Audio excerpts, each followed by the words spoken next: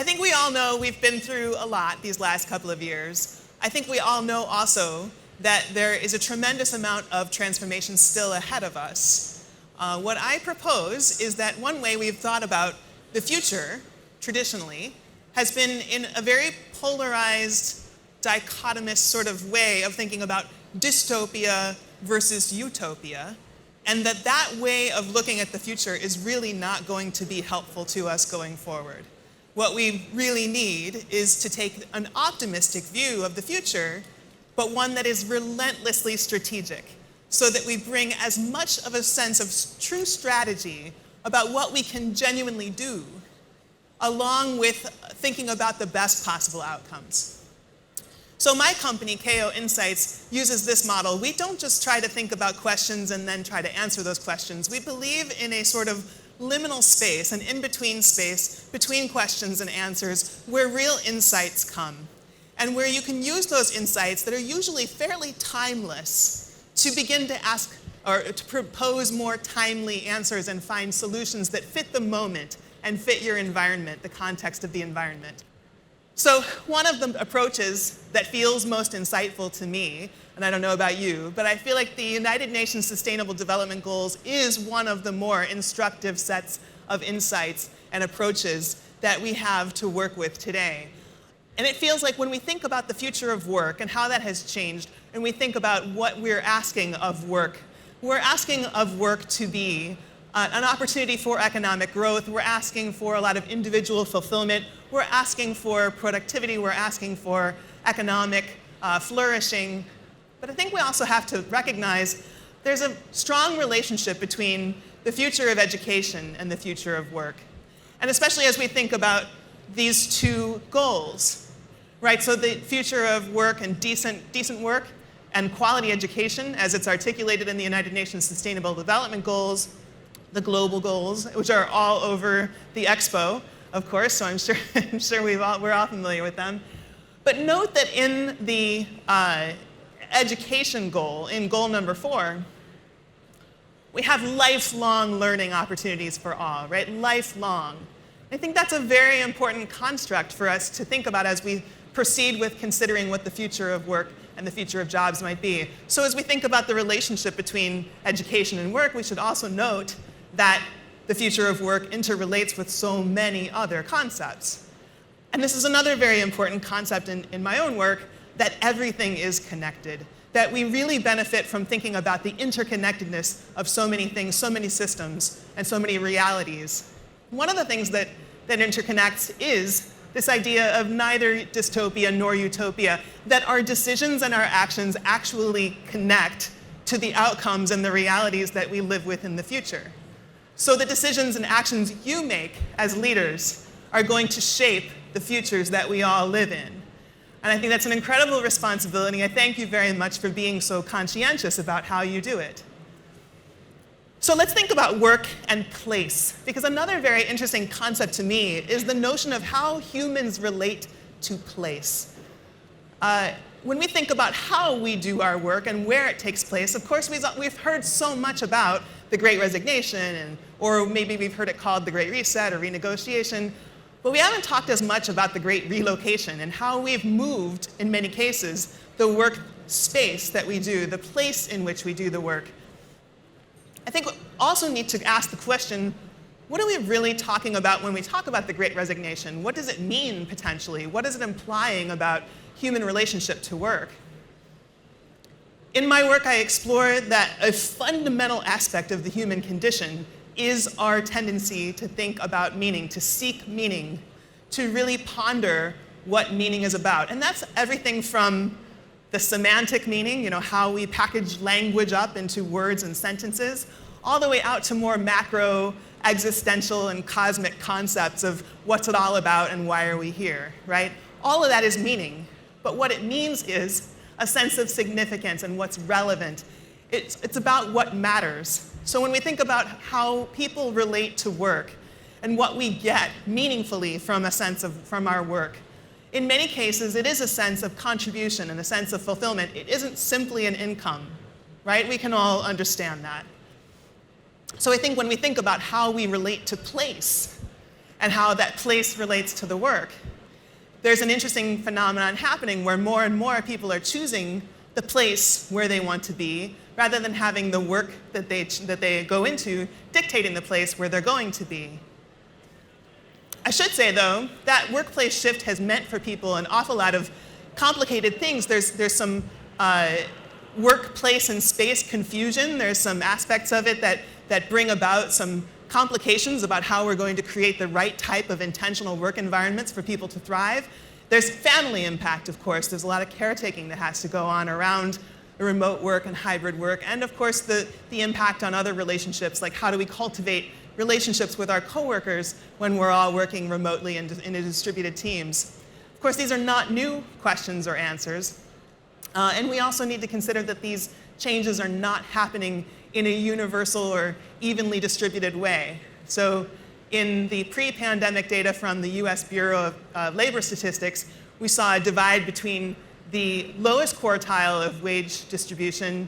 There was less than 10% of people who could telework, as opposed to people in the highest quartile, over 60% could. So we understand there's a very big difference between people who are high earners and in the knowledge work sector and things like that, as opposed to people who are generally in the more sort of essential labor, as what we were calling during the pandemic, people who are working in service jobs and so on. So I think as we think about interventions, as we think about regulations or protections, as we think about what government needs to do, how leadership needs to approach this, there's definitely going to need to be this sort of subsetting and making sure that we understand that it's not a universal phenomenon, that we do need to think about the considerations of people and the human experience relative to those different kinds of experiences in the job force and the labor force. Another provocative idea that's come about lately is the metaverse, right? You've all been hearing so much about the metaverse and probably discussing it amongst yourselves and your teams and your leadership organizations. But I want you to take a moment and just picture what it is you're actually thinking about when you think about the metaverse. Like, what are the images that come to your mind? And I think for many of us, it is sort of the Second Life virtual space. It's the kind of floating bottomless bodies that are just kind of floating through social space. But I think what's very exciting about that is, so years and years ago, I wrote a book called Pixels in Place, talking about the intersection of physical and digital experiences. And we have the opportunity to really think about a very intentional third place and third space for the use of work, for education, and so on. It's going to require that we be very clear about how we're defining what's happening in those spaces, just as the best places in physical space are those where we've been very intentional about their use and designed appropriately for how they're going to be used. So what does all this require from leaders in terms of the metaverse, in terms of thinking about third places and third spaces? Well, I think we need to be thinking about infrastructure support. That's obviously a very big consideration. You know, Wi-Fi, broadband, these kinds of considerations are probably things you're already discussing. But transformative placemaking, I think it's going to be a topic we're going to come back to again and again, because there's going to be so much change in the distribution of the types of places in various communities. When there's no longer a concentration of offices or a concentration of people going to a particular place to do a particular kind of job. And so we want to move toward vibrant communities, intentional communities. You might need to think about reducing dependencies on commercial real estate for economic stimulus. You might need to think about different ways to mix up the tax base. But we absolutely want to also think about ensuring sustainability. That's something that going into the pandemic, as work began to shift to virtual, there was a lot of assumption that this was going to be so much better for the environment. And there were a few months in which we had really lowered emissions. And then there began to be these sort of secondary characteristics. I'm sure many of you have seen the studies, where actually some of the benefits that we get from pooling resources were starting to be missing from the results that we were seeing. So we need to think very holistically and strategically about how we provide the resources to make the best of all of those situations. And that's going to take that sort of optimistic strategy that is relentlessly strategic, or optimistic view, relentlessly strategic. We just had a wonderful session about data ethics and privacy, and I'd love to reinforce what Stephanie Hare said about making sure that we're being incredibly respectful of human data. And I think leaning toward almost excessive protection of human data is a good way to lead into the new era ahead of us. The metaverse is challenging when it comes to the human data. I have a few provocations here that I think will just be open-ended. These are the kinds of questions that lead to insights, I think, when you think about the metaverse, when you think about the future of work in open spaces. There's an opportunity to think about interoperability. If you're a technologist, you might think about this as like APIs of space. So what does it look like to be radically extensible and connect one thing with another and have some opportunities to be creative there? What does it mean to be expansive with your understanding of space? And what does it mean to have opportunities to go beyond perceived limitations? When an office doesn't have to be just an office, when you can visualize something that's more creative, does that lead to more creative work output? If you think about the value of your region to people who enjoy it, can you create new economies, new interesting opportunities that go beyond how you've traditionally thought about what people are willing to pay for from your region and what people value there? And also, if you think about the relevance of time to the experiences that you create, is persistence important? Is synchronicity important? Do people want on-demand experiences? Or do they want special experiences that might happen at one time? If we put this event online in the metaverse, would we all want to be together in one place, or would we want the convenience of being able to access that content whenever we needed to have it? So we need a future for the metaverse, for work and place, that supports multiple languages so that we can meet together like this and have these global conversations, that is sustainable, that enables diverse connections so that we can share ideas across cultures, and that can be accessed in real time or on demand, that we can create these opportunities for people amidst the challenges that they have in their real lives. Another concept I think is very important for us to clarify is that when we talk about the future of work, there's often these ideas of the future of jobs versus the future of work that are bundled into the same idea. I don't know how much this translates across language, but also the future of the workplace is a different construct entirely. So the future of work, at least in the way we discuss it in English and many of the languages I'm familiar with, tends to be focused on a more employer-centric understanding of what is it going to take to manage teams, what is it going to take to have an employer-employee contract that's meaningful in the future. But the future of jobs comes from a more human place, more about the anxiety of, are these robots going to replace me? Or what is my job, what is my contribution going to look like in the future? So I think it's very important that we disambiguate between those, that we clarify what we mean when we're approaching strategies this way. Ultimately, the most important concept for us in thinking about the future of all of it, work, jobs, and workplace, is to understand that the more we bring digitization into the workplace, into work, the more we need to understand what humans uniquely contribute to work and to the workplace versus what we can automate with machines. And there's going to be so much efficiency that we can gain with automation. And we just need to respect and appreciate the uniqueness of human contribution. We're so good with nuance. We're so good with judgment calls and emotional intelligence.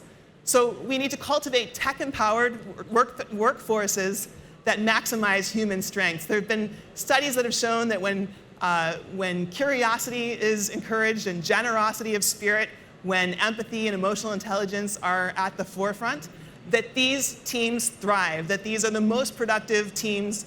These are the kinds of environments where people and output is the best. So this is really what we're striving toward.